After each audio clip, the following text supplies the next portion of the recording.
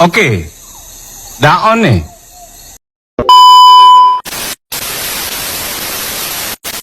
Assalamualaikum warahmatullahi wabarakatuh. Simkuring ngaturkeun salam kasadayana hadirin anu dipihormat.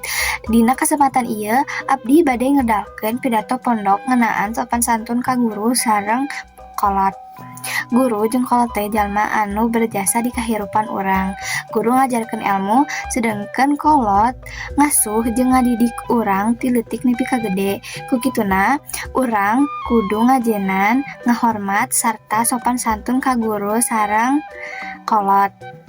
Lamun urang sopan ka guru, ilmu nu dipasihkeun bakal janten mangpaat. Sareng lamun urang hormat ka kolot, hirup urang bakal menang berkah sareng ridho ti Gusti Allah. Kukituna, hayu urang sadayana teras ngajaga basa sareng lampah supaya tetep sopan santun ka guru sareng kolot. Mung sakitu nu tiasa dikapihatur.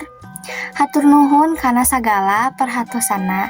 Pamungkas, mugia naon anu didugikeun ku simkuring aya mangpaatna kanggo urang sadayana. Wassalamualaikum warahmatullahi wabarakatuh.